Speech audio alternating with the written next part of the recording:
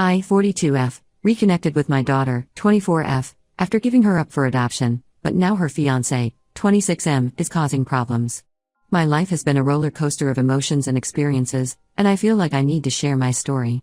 I grew up in a small, conservative town in the Midwest. My parents were pillars of the local church community, my father was a deacon, and my mother led the women's ministry. From the outside, we looked like the perfect family, but behind closed doors, things were different. My parents were strict and overbearing, monitoring every aspect of my life. I wasn't allowed to date, wear makeup, or even listen to popular music. They had my entire life planned out. I would attend the local Christian college, marry a nice boy from church, and become a homemaker. But I had dreams of my own. I loved art and wanted to study it in college. I secretly applied to art schools, hoping for a scholarship that would allow me to escape my suffocating home life. When my parents found out, they were furious. They tore up my acceptance letters and grounded me indefinitely. In an act of rebellion, I snuck out to a party with some friends from school. That's where I met Harold, 18M. He was charming, older, and seemed to understand me in a way no one else did. We started dating in secret, and for the first time in my life, I felt truly seen and appreciated. One night, about 3 months into our relationship, Harold convinced me to sneak out to a bonfire party in the woods. There was alcohol, which I'd never had before. I got drunk for the first time, and Harold and I ended up having sex. It was my first time, and I was too naive to insist on protection. A few weeks later, I missed my period. I was terrified but managed to buy a pregnancy test without my parents knowing. When it came back positive, my world shattered. I told Harold, hoping he would support me, but he panicked. He accused me of trying to trap him, said the baby probably wasn't even his, and blocked my number. Just like that, he was gone. I was alone, scared, and pregnant at 17. I knew I couldn't hide it from my parents forever, so I gathered my courage and told them. Their reaction was even worse than I'd feared. My father called me a whore and said I had brought shame on the family. My mother cried and wailed about what the church community would think. They wanted me to have an abortion, despite it going against their religious beliefs, just to avoid the scandal. When I refused, they became cruel. They pulled me out of school, telling everyone I was being homeschooled. In reality, they kept me locked in the house, hidden away like a dirty secret. They constantly berated me, telling me I had ruined my life and theirs. My mother force-fed me herbs that she said would cleanse me, making me violently ill. My father quoted Bible verses about the sins of the flesh and made me pray for hours on my knees. As my pregnancy progressed, I sank into a deep depression. I felt utterly alone and hopeless. But then, something changed. I started to feel the baby move, and a fierce love and protectiveness washed over me. I knew I couldn't raise a child in this toxic environment, but I also knew I wanted this baby to have a chance at a good life. I started secretly researching adoption agencies, using the ancient desktop computer in our basement when my parents were asleep. That's how I found out about open adoption. The idea that I could give my baby a loving home while still maintaining some connection felt like a lifeline. I managed to contact an adoption agency without my parents knowing. They put me in touch with a couple, Sarah and Michael, who were looking to adopt. We started exchanging emails, and I was immediately struck by their kindness and understanding. They didn't judge me for my situation, they just wanted to provide a loving home for a child. When I went into labor, my parents reluctantly took me to the hospital. They didn't want to, but they were more afraid of the scandal if something went wrong with the home birth.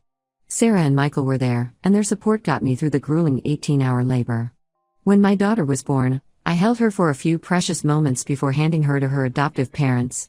It was the hardest thing I've ever done, but I knew it was the right choice. After the adoption, I couldn't bear to stay with my parents any longer. The day I was released from the hospital, I packed a bag and left. I had saved up some money from babysitting jobs over the years, which was enough to buy a bus ticket to the nearest big city. Those first few years on my own were incredibly tough. I worked multiple minimum wage jobs just to afford a tiny studio apartment. I got my GED and started taking community college classes at night.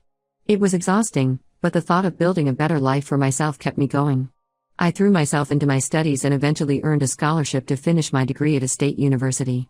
I majored in marketing, figuring it was a practical way to apply my creative skills. After graduation, I landed an entry-level job at a small advertising agency. Over the years, I worked my way up in the industry. There were setbacks and challenges, but I was determined to succeed. Now, at 42, I'm a senior marketing executive at a large firm. I have a comfortable life, but it's been lonely. The trauma from my teen years made it hard for me to trust people, especially men. I've had a few short-term relationships, but nothing lasting. Throughout it all, I thought about the daughter I had given up. Sarah and Michael sent me updates and photos every year as we had agreed. I treasured each one, watching from afar as my little girl grew into a young woman. I left a letter for her with the adoption agency, to be given to her on her 18th birthday if she wanted it. It explained the circumstances of her adoption and left the door open for contact if she ever wanted it. Her 18th birthday came and went with no word. I tried not to take it personally. I knew she might need more time or simply not be interested in connecting. Still, it hurt. Then, about 2 years ago, I got an email that changed everything. It was from my daughter, Eleanor, 24F. She explained that her adoptive parents had given her my letter on her 18th birthday, but she hadn't felt ready to reach out until now. She said she'd like to meet if I was open to it. I was overjoyed but also terrified. What if she hated me? What if we had nothing in common? Despite my fears, I agreed to meet her for coffee. That first meeting was awkward but went better than I could have hoped. Eleanor was smart, kind, and understanding about the circumstances of her adoption. We started slowly, meeting every few weeks to get to know each other. Over time, we developed a close relationship. I even got to know Sarah and Michael, who turned out to be wonderful people. They had raised Eleanor with love and had always been open with her about her adoption. Eleanor works as an elementary school teacher and has a passion for art, a trait I like to think she inherited from me. She's talented and creative in ways that amaze me. Reconnecting with her filled a hole in my life I didn't even realize was there. For the first time, I felt like I had a real family. About 6 months ago, Eleanor told me she had started dating someone new, a guy named Derek, 26M, who she met through mutual friends. I was happy for her, but something about Derek rubbed me the wrong way from the start. He seemed controlling and possessive, always hovering around Eleanor when we spent time together. I tried to give him the benefit of the doubt at first. I told myself I was just being overprotective because I'd missed out on so much of Eleanor's life. But as time went on, Derek's behavior became more concerning. He constantly put down Eleanor's career choice, saying teaching was a waste of her potential and that she should find a higher-paying job. He criticized her artwork and discouraged her from pursuing it as anything more than a hobby. Whenever Eleanor and I made plans together, Derek would find a way to tag along uninvited. The real red flag came when Eleanor mentioned she was thinking of going back to school for her master's degree. Derek immediately shot down the idea, saying it was too expensive and that Eleanor didn't need more education. He told her she should focus on more important things, which I took to mean marriage and children. I wanted to say something to Eleanor about my concerns, but I worried it would damage our still new relationship. I didn't want her to think I was trying to control her life after being absent for so long. Then last month, Eleanor called me excitedly to announce that she and Derek were engaged. They'd only been dating for about 4 months at this point. I tried my best to sound happy for her, but inside I was panicking. A week after the engagement, Eleanor asked if we could meet for lunch. She seemed nervous and upset. Once we sat down, she confided that Derek had been pressuring her to quit her teaching job once they got married. He wanted her to be a stay-at-home wife and eventually mother. Eleanor said she loved teaching and wasn't ready to give up her career, but Derek insisted it was for the best. I couldn't stay silent any longer. I gently shared my concerns about Derek's controlling behavior and how quickly the relationship was moving. I told Eleanor that a good partner should support her dreams and ambitions, not try to stifle them. Eleanor got very quiet and then started crying. She admitted she'd been having doubts about the engagement but felt trapped. Derek had isolated her from many of her friends, saying they were bad influences. He monitored her phone and social media. She was afraid of how he might react if she tried to leave. I hugged Eleanor and assured her that she wasn't alone. I offered to help her in any way I could, whether that meant a place to stay, financial support, or just a listening ear. She seemed relieved to have finally opened up about the situation. We spent the next few hours making a plan for Eleanor to safely leave Derek. She decided to stay with Sarah and Michael for a while until she could find a new apartment. I helped her pack up her belongings while Derek was at work and drove her to her parents' house. It's been a difficult and emotional time, but I'm so proud of Eleanor for having the strength to leave that toxic relationship. Our bond has grown even stronger through this experience. I'm grateful that I was able to be there for her when she needed support. I know we still have a long road ahead as Eleanor heals and rebuilds her life. But I'll be by her side every step of the way. After missing out on so much of her life, I'm determined to make up for lost time and be the mother she deserves. Update 1. It's been about 2 months since Eleanor left Derek, and I wanted to give an update on how things are going. The first few weeks were really tough.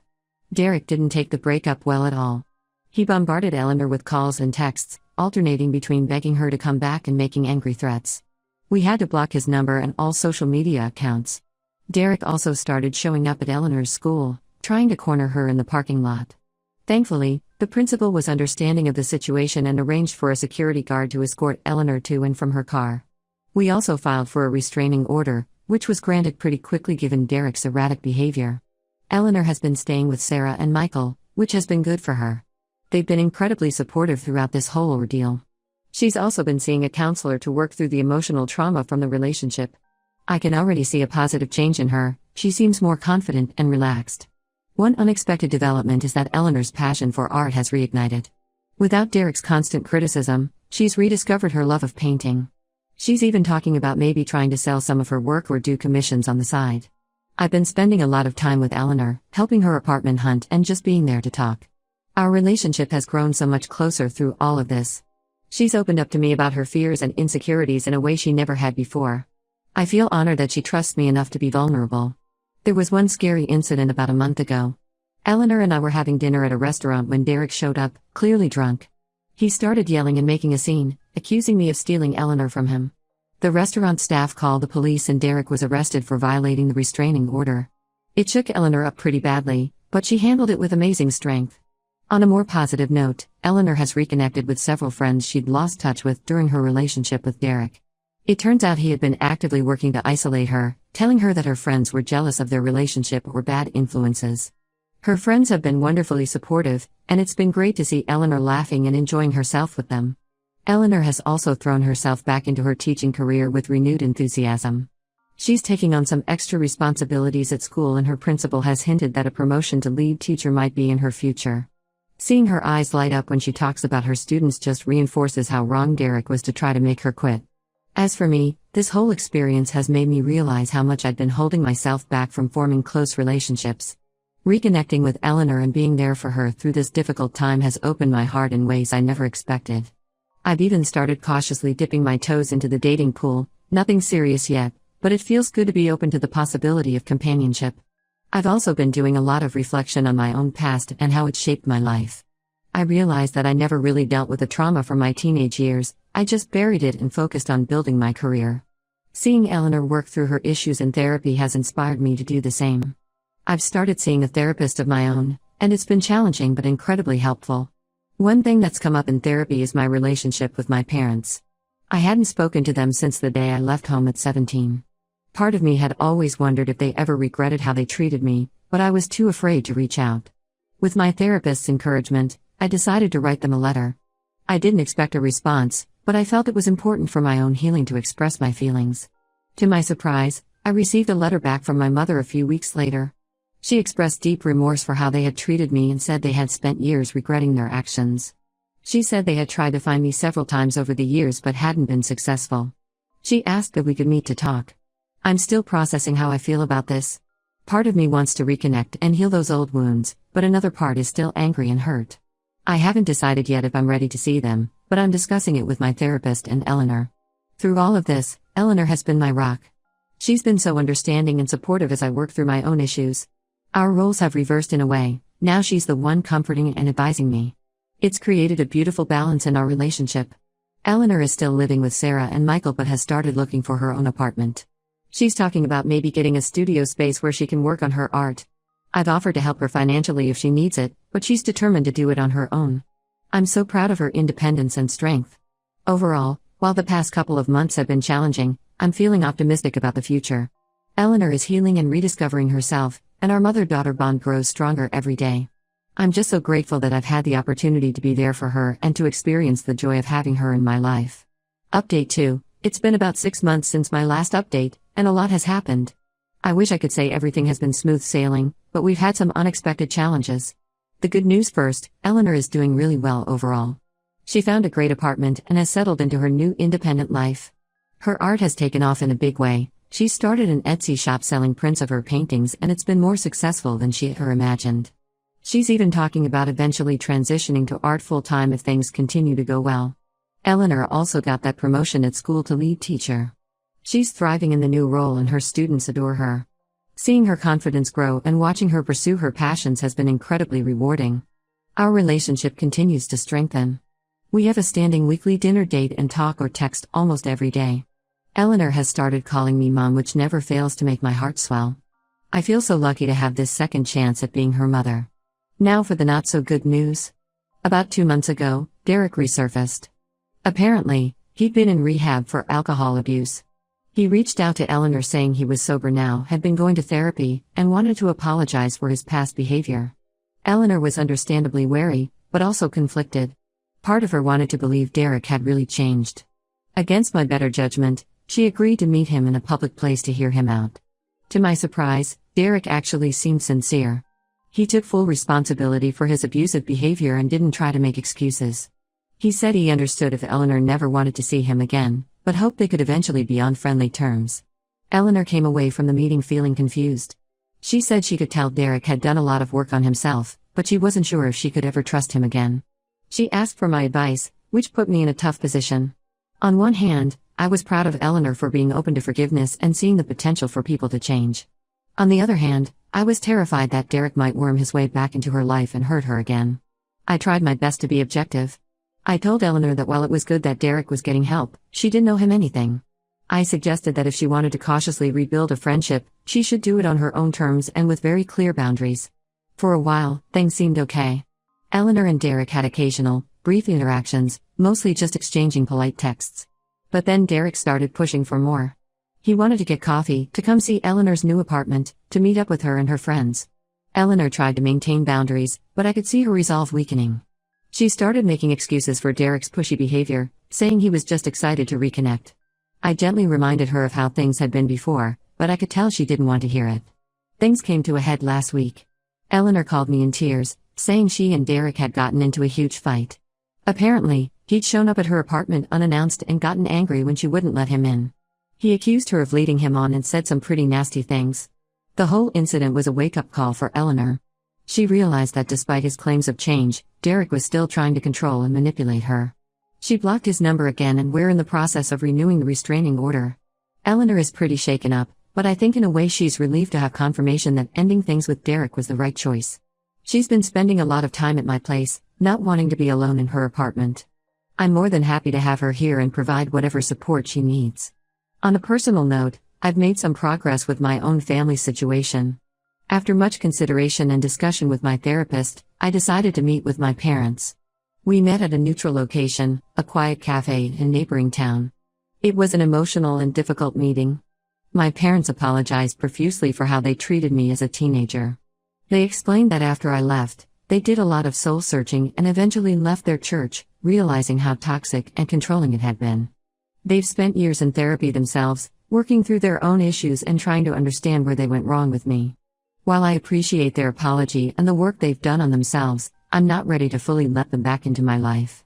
There's still a lot of hurt and mistrust to work through. We've agreed to take things slow, occasional phone calls and maybe meeting up every few months. I told them about Eleanor, which was a bittersweet moment. They were thrilled to learn they have a granddaughter but devastated to realize how much they've missed out on. I'm not ready for them to meet Eleanor yet, but I've left that door open for the future if everyone feels comfortable with it. This experience has reinforced for both Eleanor and me the importance of trusting our instincts and maintaining strong boundaries. While it's been a difficult few weeks, I'm confident that we'll come through this stronger than ever. And we'll do it together, supporting each other every step of the way. Update 3. It's been about a year since my last update, and I'm happy to report that things have finally settled into a much more positive rhythm for Eleanor and me. After the incident with Derek showing up at her apartment, Eleanor decided she needed a fresh start. She found a job opportunity teaching art at a school in a city about 2 hours away. It was a big step, but she felt it was necessary to truly move on from the toxic situation with Derek. I was sad to see her move further away, but I completely understood and supported her decision. We made a plan to visit each other at least twice a month, and we still talk on the phone almost every day. Eleanor has absolutely flourished in her new environment. She loves her job teaching art and has really connected with her students. Her own art career has taken off as well. She had her first gallery showing a few months ago and sold several pieces. Seeing her beaming with pride as she showed me around the gallery was one of the happiest moments of my life. As for me, I've made some big changes too. Eleanor's courage in starting fresh inspired me to shake things up in my own life. I've been feeling stuck in my marketing job for a while, so I decided to take early retirement and pursue some passions I'd been putting off. I've started volunteering at a local women's shelter, helping women who are leaving abusive relationships. My experience supporting Eleanor through her situation with Derek made me realize I had a lot to offer in this area. It's been incredibly rewarding work. I've also started taking art classes, partly to have something to share with Eleanor, but I've discovered I really enjoy it for its own sake. I'm not nearly as talented as she is, but it's fun and relaxing. Eleanor gets a kick out of critiquing my amateur efforts. My relationship with my parents has continued to slowly improve. We've had a few more meetings and regular phone calls. While we'll never have the close relationship we might have had without our painful history, we've reached a place of understanding and forgiveness. They've even met Eleanor a couple of times, which went better than I expected. Eleanor came to visit last weekend and we had a wonderful time. We went to an art museum, cooked dinner together, and stayed up late just talking and laughing. At one point, she got quiet and a bit teary-eyed. She told me how grateful she was that we had reconnected and that I had been there for her through everything with Derek. She said that for years she had wondered about her birth mother and why I had given her up. But now she understood the complexity of the situation and was thankful that I had made the difficult choice to give her a better life than I could have provided at the time. She told me she was proud to be my daughter. I'm not ashamed to admit I broke down crying at that point. To hear those words from her, after all the years of guilt and regret, was more healing than I can express. We hugged for a long time, both of us teary but smiling. As Eleanor was leaving to head back to her city, she surprised me by saying she's considering looking for teaching jobs back in this area. She said she misses being close to me and wants us to be able to spend more time together. Nothing is decided yet, but just the fact that she's thinking about it means the world to me. Looking back on the past few years, reconnecting with Eleanor, helping her through the situation with Derek, and building a relationship, I'm filled with a sense of gratitude and joy I never thought possible. Our journey hasn't been easy, but it's brought us to a place of deep love and understanding. Whatever the future holds, I know we'll face it together.